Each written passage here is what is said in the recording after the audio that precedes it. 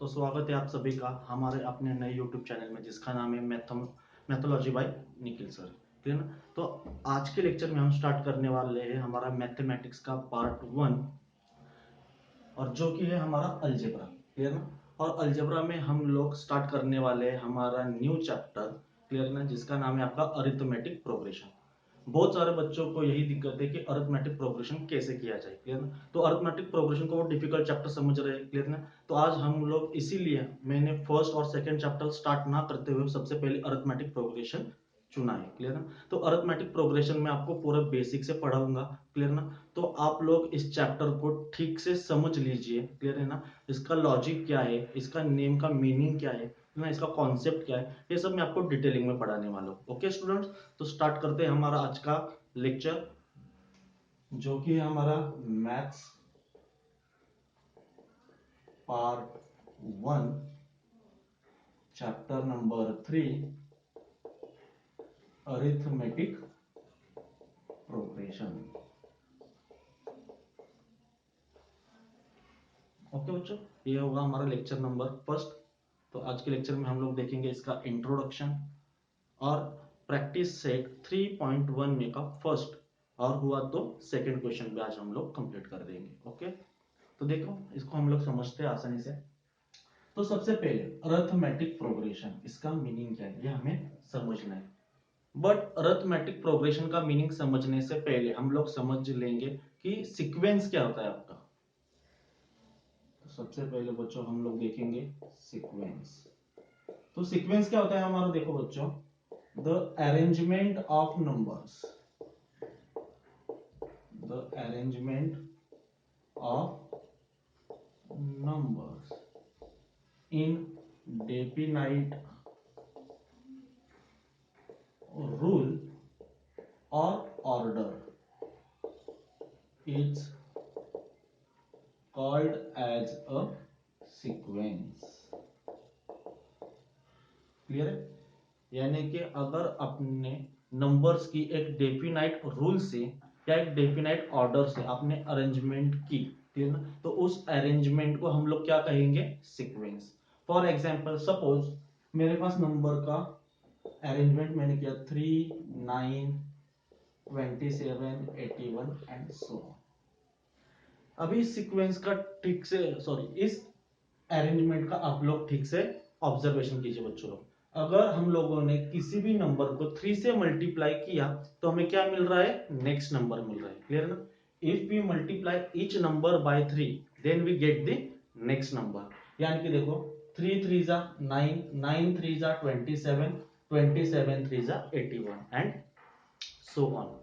यानी कि इस नंबर के अरेंजमेंट में आपका क्या है, एक डेफिनेट रूल है। और ये रूल कौन सा है, इच नंबर को आपको क्या करना है, 3 से मल्टीप्लाई करना है। ओके बच्चों, तो यहाँ पे हम लोग ने क्या सीखा, अगर नंबर के अरेंजमेंट में अगर आपका एक डेफिनाइट रूल या फिर डेफिनाइट ऑर्डर होगा तो उस नंबर के अरेंजमेंट को हम लोग क्या कहेंगे, सीक्वेंस कहेंगे।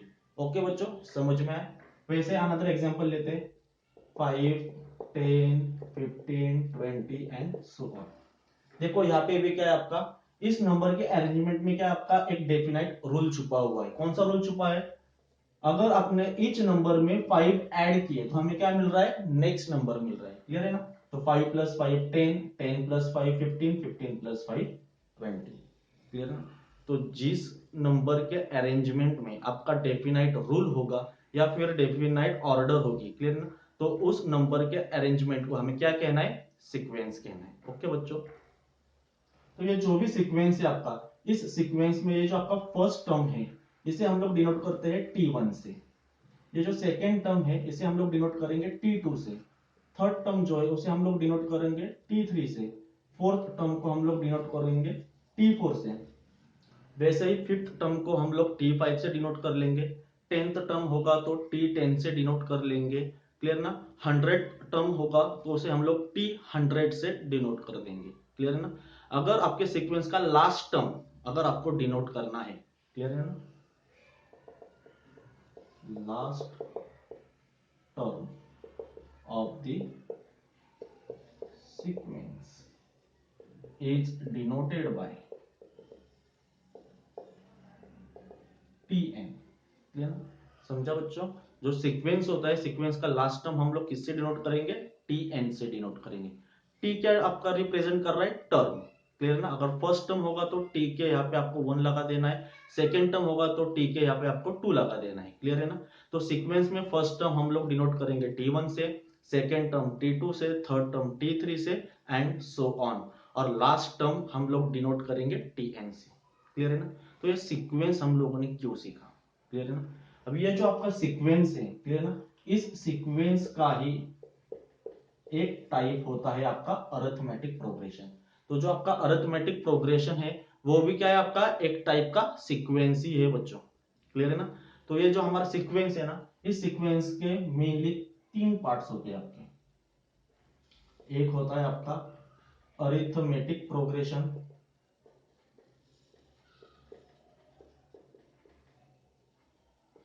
सेकेंड होता है बच्चों हमारा ज्योमेट्रिक प्रोग्रेशन,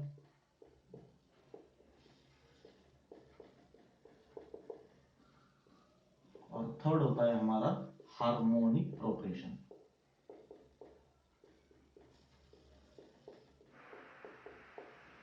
ओके बच्चों? तो 10th स्टैंडर्ड में हमें सिर्फ कौन सा सीक्वेंस पढ़ना है? Arithmetic progression. ये जो ज्योमेट्रिक प्रोग्रेशन है, हार्मोनिक प्रोग्रेशन है, ये आपको 11th स्टैंडर्ड में पढ़ने। अगर आप 11th स्टैंडर्ड में साइंस साइड या फिर कॉमर्स साइड से अगर आप मैथ्स सब्जेक्ट सिलेक्ट करते हो तो उसमें आपको ज्योमेट्रिक प्रोग्रेशन और हार्मोनिक प्रोग्रेशन सीखने मिलेगा। ये सारे प्रोग्रेशन जो भी है ये किसके टाइप से? आपके सीक्वेंस के टाइप से। इसलिए मैंने आपको सबसे पहले क्या सिखाया? सीक्वेंस। क्लियर ना? तो सीक्वेंस का डेफिनेशन समझ में आया बच्चों? तो अभी हम लोग देखेंगे अरिथमेटिक प्रोग्रेशन क्या होता है। ओके बच्चों?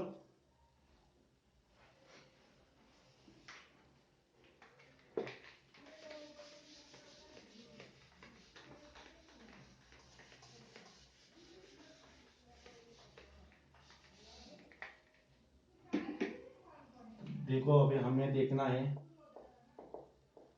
Arithmetic progression. तो आपका अरिथमेटिक प्रोग्रेशन क्या होता है बच्चों? हम लोग देखेंगे the sequence in which the difference between two conjugative terms is constant is called as an arithmetic progression.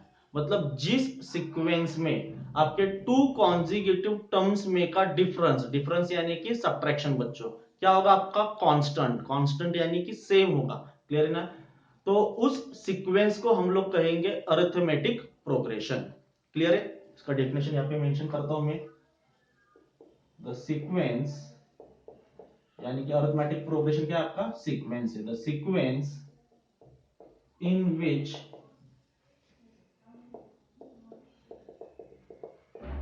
the difference between two consecutive terms is constant, then the sequence is called as an AP। AP यानी कि आंध्र प्रदेश नया arithmetic progression. तो आप history में या फिर geography में चले जाओगे। क्लियर ना? एपी यानी क्या होता है? आपका अरिथमेटिक प्रोग्रेशन। ओके बच्चों? तो इसका एग्जाम्पल क्या होगा वो हम लोग देखेंगे। 2, 4, 6, 8 एंड सो ऑन। क्लियर है? ये वाला हमने सीक्वेंस लिखा। क्लियर ना? इस सीक्वेंस को अभी हम लोग अरिथमेटिक प्रोग्रेशन बोल सकते हैं या नहीं, ये हम लोग चेक करेंगे। तो अरिथमेटिक प्रोग्रेशन का डेफिनेशन क्या है हमारा? आपके टू कॉन्जिक्यूटिव टर्म्स में का डिफरेंस क्या होना चाहिए? आपका कांस्टेंट होना चाहिए। ओके बच्चों? तो यहाँ पे देखिए ये टू कॉन्जिक्यूटिव टर्म्स है आपके 4 और 2, इन दोनों में का डिफरेंस क्या है आपका बच्चों? 2। उसके बाद 6 और 4, इन दोनों के बीच का डिफरेंस क्या है बच्चों? आपका 2। और उसके बाद 6 और 8, क्लियर ना? इन दोनों टर्म्स में का डिफरेंस क्या है बच्चों? आपका, यानी कि the difference between two consecutive terms आपका कैसा है बच्चों? सेम ही है। तो इस सीक्वेंस को हम लोग क्या कहेंगे? अरिथमेटिक प्रोग्रेशन यानी कि एपी। क्लियर है ना? तो जो एपी है आपका, इस एपी में आपका जो फर्स्ट टर्म होता है वो हम लोग डिनोट करेंगे स्मॉल ए से। The first term in an AP is denoted by small A, second term is denoted bye T2, third term is denoted by T3, fourth term is denoted by T4 and so on, and the last term in an AP is denoted by Tn। Clear है? यहाँ पे ये जो आपका second term है ये हम लोग T2 से डिनोट करेंगे, थर्ड टर्म को हम लोग T3 से डिनोट करेंगे, फोर्थ टर्म को हम लोग T4 से डिनोट करेंगे, और जो आपका लास्ट टर्म है उसे हम लोग किससे डिनोट करेंगे बच्चों? Tn से डिनोट करेंगे। क्लियर है ना? और उसके बाद जो आपका ये टू कॉन्जिक्यूटिव टर्म्स में का डिफरेंस आया, ये टू, ये जो डिफरेंस है इसे हम लोग कहेंगे कॉमन डिफरेंस। क्लियर ना? और ये कॉमन डिफरेंस हम लोग डिनोट करेंगे स्मॉल डी से, इसे डिनोट करेंगे हम लोग स्मॉल डी से। तो यहाँ पे मैं मेंशन करता हूं, first term in an AP is denoted by small a. Clear है? Last term in an AP is denoted by Tn, and common difference in an AP, common difference in an AP is denoted by small d। Clear है? Second term T2, third term T3, fourth term T4, tenth term T10, 20th term T20, 30th term T30 and so on, और last term हम किससे denote करेंगे? Tn से। Common difference, clear ना? The difference between two consecutive terms, common difference in an AP is denoted by small d. Okay बच्चों, तो ये है हमारा अरिथमेटिक प्रोग्रेशन का बेसिक। क्लियर है ना? If the difference between two consecutive terms is constant, then the sequence is called as an AP। In an AP, first term is denoted by small a, last term is denoted by Tn, and common difference is denoted by small d। Okay बच्चों, समझ में आया आप लोगों को अभी? तो जल्दी से इसका स्क्रीनशॉट ले लो।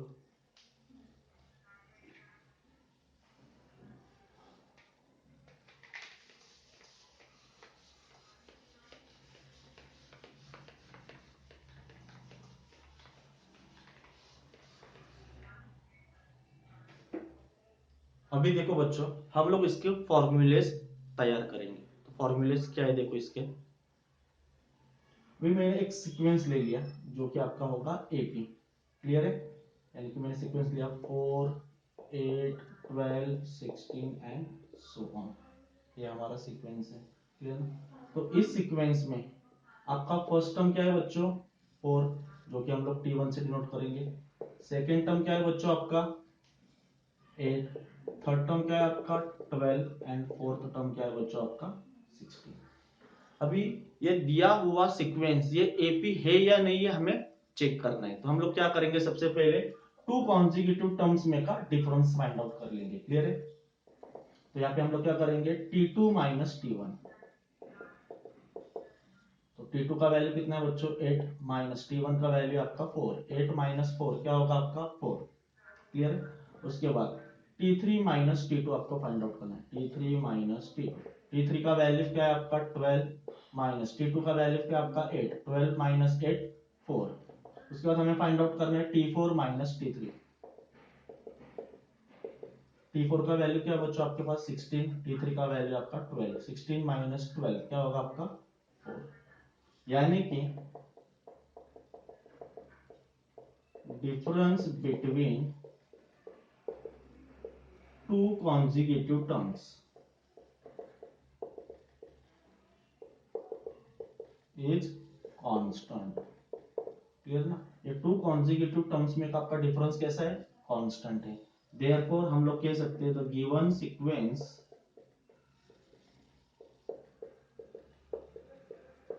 Is an AP. क्लियर है? तो हमें पता है ये जो कॉमन डिफरेंस है ये किससे डिनोट करना है? हमें डी से डिनोट करना है। तो आपका एपी में क्या होगा, देखो बच्चों, इन एन एपी जो आपका फर्स्ट टर्म होता है T1, उसे हम लोग किसी डिनोट करेंगे स्मॉल ए से, यानी कि T1 इज इक्वल्स टू क्या होता है आपका ए। उसके बाद देखो यहाँ पे T2 माइनस T1, आपका वैल्यू क्या है आपका 4 यानी कि क्या था हमारा कॉमन डिफरेंस, तो T2 minus T1 is equals to होता है आपका D। उसके बाद T3 माइनस T2 क्या होगा आपका कॉमन डिफरेंस D, और T4 माइनस T3 क्या होगा आपका कॉमन डिफरेंस D। अब ये माइनस T1 को मैं यहाँ पे शिफ्ट कर देता हूँ, यानी कि T2 इज इक्वल्स टू क्या बनेगा आपका T1 प्लस D। आप T1 के जगह पे क्या लिख सकते हो ए प्लस डी भी लिख सकते हो, क्लियर है ना। T2 इज इक्वल्स टू क्या होगा बच्चों आपका, T2 का वैल्यू हमने निकाल दिया, T3 is equals to minus T2 को यहाँ पे भेज दो, यहाँ पे क्या होगा आपका T2 plus d. T4 is equals to क्या होगा आपका माइनस T3 को यहाँ पे भेज दो, तो यहाँ पे आएगा आपका T3 प्लस डी। तो ये हमारे फॉर्मूलेज बने, T2 is equals to T1 plus d, T3 is equals to T2 plus d, T4 is equals to T3 plus d and so on. वैसे T5 इज इक्वल्स टू क्या होगा T4 plus D, previous term और उसमें क्या करना है आपको common difference add करना है, क्लियर है ना। तो और कौन से फॉर्मूले बन सकते हैं, देखो ये जो हमारा T1 इज इक्वल्स टू क्या था ए था, T2 क्या था बच्चों हमारा T1 प्लस डी, T1 को मैं क्या लिख सकता हूँ ए प्लस डी, तो T2 का वैल्यू क्या था हमारा ए प्लस डी, क्लियर ना। वैसे T3 इज इक्वल्स टू क्या था आपका T2 प्लस डी, T2 का वैल्यू क्या है हमारा ए प्लस डी, ये इसमें सब्स्टिट्यूट कर दो, तो ए प्लस डी यानी कि क्या होगा आपका ए प्लस 2D, ये आया हमारा T3 का फॉर्मूला।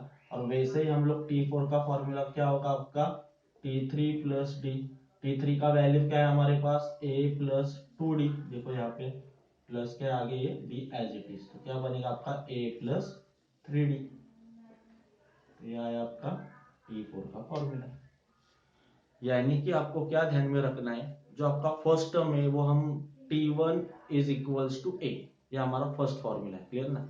तो एपी में हमारा फर्स्ट टर्म हम लोग ए से डिनोट करके चलेंगे, अगर सीक्वेंस होगा तो T1 से डिनोट करेंगे, क्लियर है ना। तो सेकेंड टर्म फाइंड आउट करने का हमारा फॉर्मूला है T1 प्लस डी या फिर T2 is equals to a plus d, दोनों में से कौन सा भी फॉर्मूला आप लोग अप्लाई कर सकते हो, सेम ही है T1 यानी कि ए, क्लियर है। T3 का फॉर्मूला होता है हमारा T2 प्लस डी, यानी कि अगर आपको सेकेंड टर्म पता होगा और कॉमन डिफरेंस पता है तो हम लोग थर्ड टर्म कैसे फाइंड आउट करेंगे T2 प्लस डी, या फिर अगर आपको फर्स्ट टर्म पता है कॉमन डिफरेंस पता है तो हम लोग सेकेंड टर्म थर्ड टर्म कैसे फाइंड आउट करेंगे बच्चों a प्लस 2D, ये वाले फॉर्मूले से, क्लियर है ना।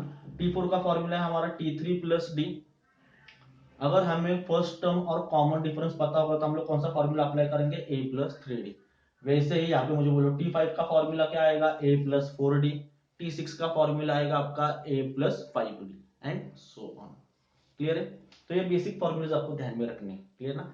प्रैक्टिस सेट 3.1 के लिए, क्लियर ना, ये बेसिक फॉर्मूले सिर्फ आपको ध्यान में रखने हैं, क्लियर है ना। तो ये वाले फर्स्ट फॉर्मूले से 1 2 3 4 और सेकंड में 1 2 3 4, क्लियर। ये चार फॉर्मूले सिर्फ आपको ध्यान में रखने हैं, आपका प्रैक्टिस सेट 3.1 आसानी से सॉल्व हो जाएगा, क्लियर ना, कुछ भी दिक्कत नहीं आएगी इसमें, क्लियर है ना। तो हमारा टारगेट है आपको अलजेब्रा में आउट ऑफ मार्क्स कैसे लाए, क्लियर है ना। तो मुझे आपको मैक्सिमम मतलब आउट ऑफ मार्क्स तक लेके जाना है, तो यही हमारा टारगेट है।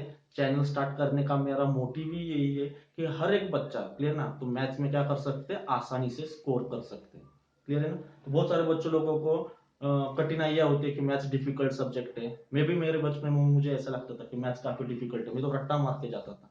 फिर मुझे बाद में पता चला कि अगर इसमें सिर्फ थोड़ा सा लॉजिक अप्लाई किया जाए तो मैथ्स से आसान कोई भी सब्जेक्ट नहीं है बच्चों, कोई भी सब्जेक्ट नहीं है, ये आपको आसानी से आउट ऑफ मार्क्स दे सकता है। इसमें मार्क्स कट करने के लिए कोई चांस ही नहीं है अगर आपके स्टेप्स राइट हो गए तो, क्लियर है ना।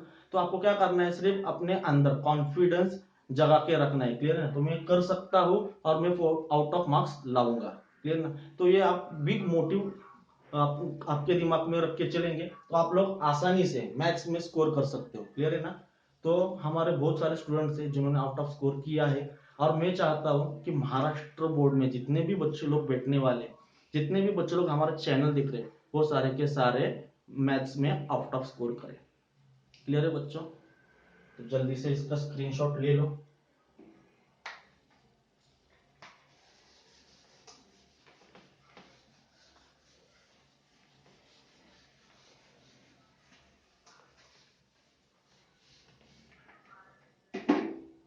तो अभी हम लोग स्टार्ट करने वाले अरिथमेटिक प्रोग्रेशन का प्रैक्टिस सेट 3.1। ओके बच्चों, हमारा है प्रैक्टिस सेट 3.1। थोड़ा सा क्रिएटिव हो गया यहाँ पे लिखते वक्त, क्लियर ना?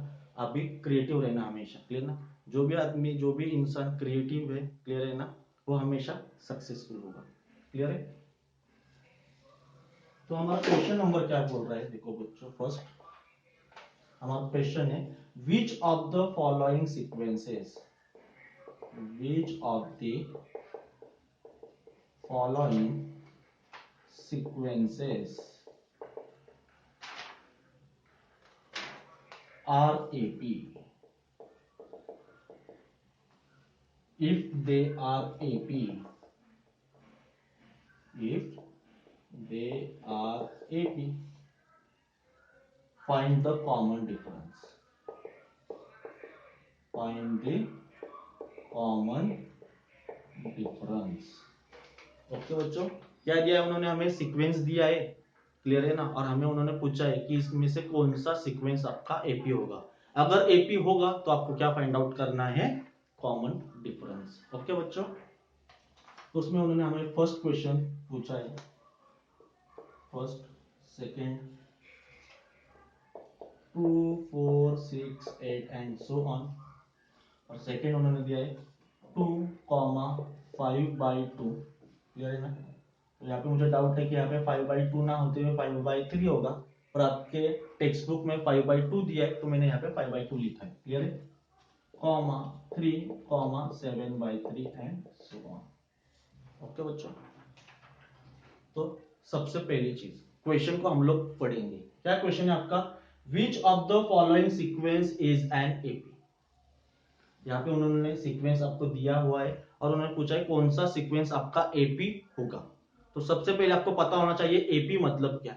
एपी का सिंपल फंडा क्या है? If the difference between two consecutive terms is constant. अगर आपका टू कॉन्जिक्यूटिव टर्म्स में का डिफरेंस अगर कांस्टेंट होगा तो उस सीक्वेंस को हम क्या कहेंगे? Arithmetic progression. क्या कहेंगे बच्चों? Arithmetic progression.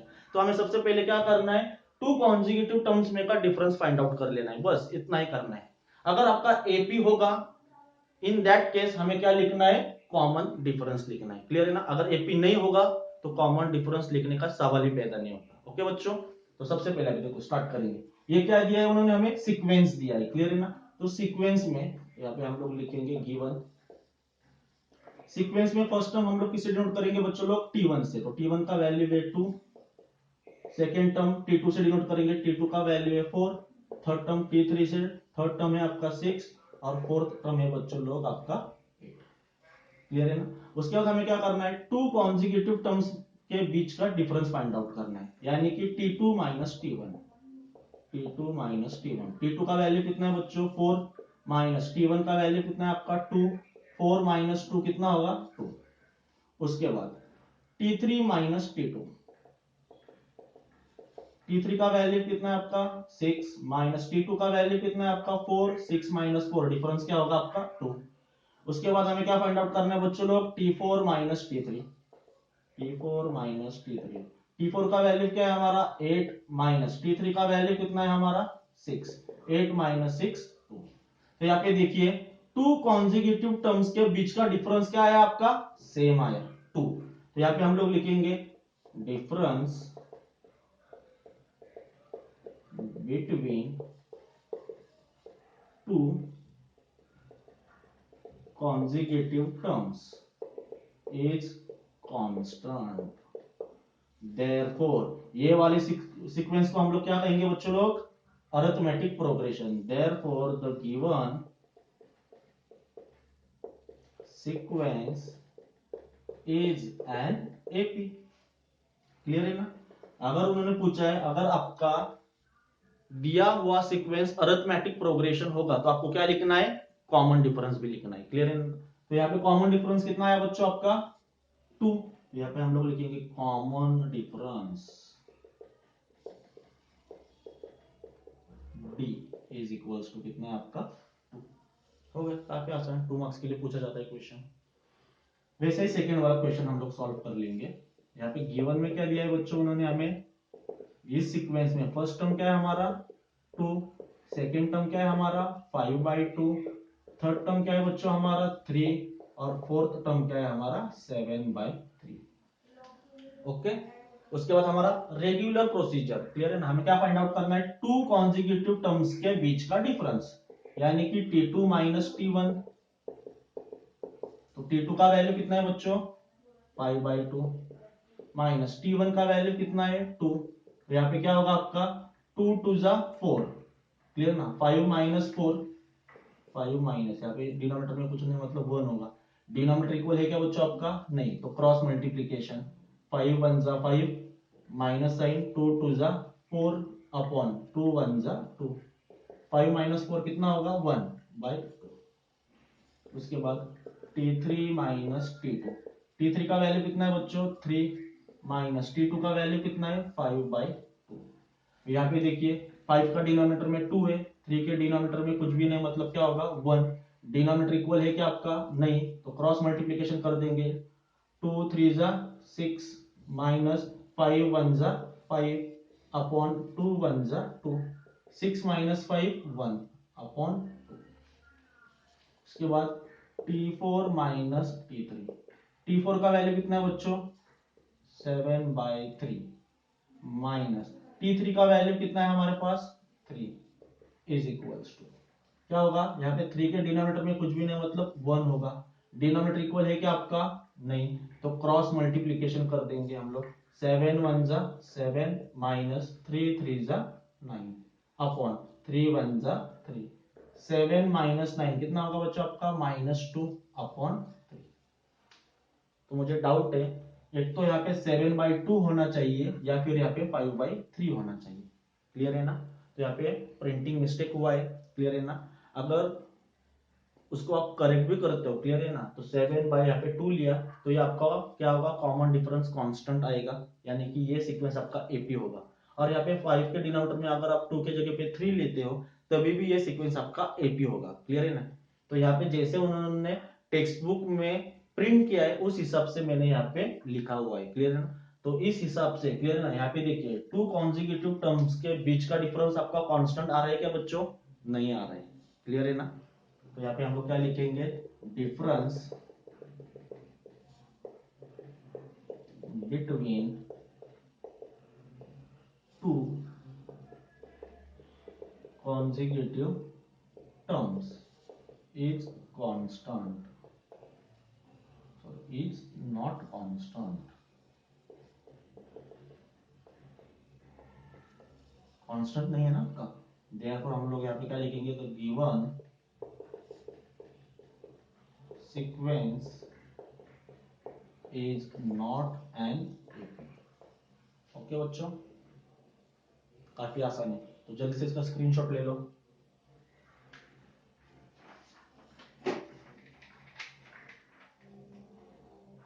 ओके,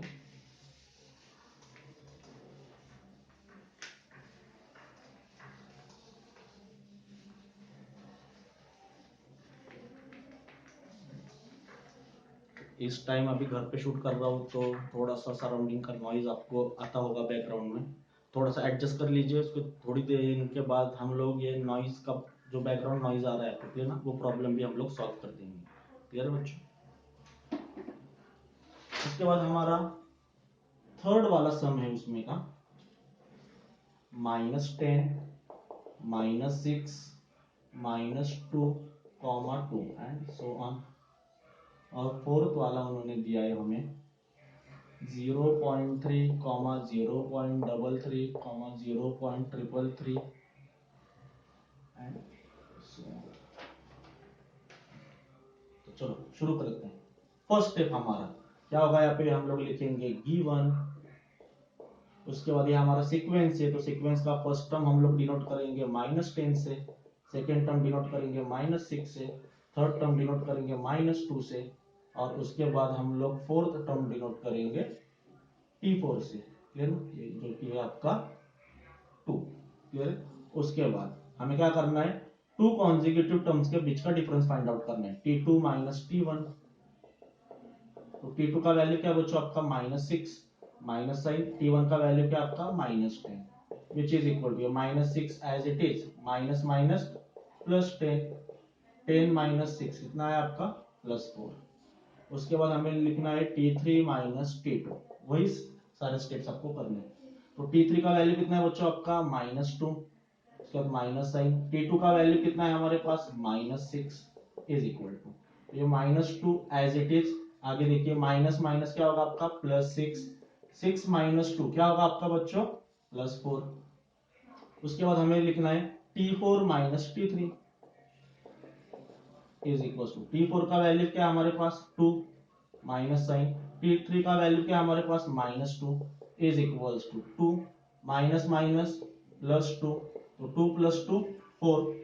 यहाँ पे देखिए difference between two consecutive terms क्या है आपका सेम ही है, 4 4 4, यानी कि कांस्टेंट है। तो यहाँ पे हम लोग लिखेंगे difference between two consecutive terms is constant. Therefore अगर आपका टू कॉन्जिक्यूटिव टर्म्स के बीच का डिफरेंस कांस्टेंट होगा तो उस सीक्वेंस को हम लोग क्या कहेंगे, the given sequence is an AP. Clear ना, अगर आपका एपी होगा तो हमें क्या लिखना है, कॉमन डिफरेंस। तो आपका कॉमन डिफरेंस स्मॉल डी क्या होगा आपका बच्चों 4, यानी कि डी का वैल्यू होगा आपका 4। ओके, उसके बाद नेक्स्ट क्वेश्चन, नेक्स्ट सीक्वेंस क्या दिया उन्होंने 0.3, 0.33, 0.333 एंड सो ऑन। तो सबसे पहले हम लोग क्या करेंगे,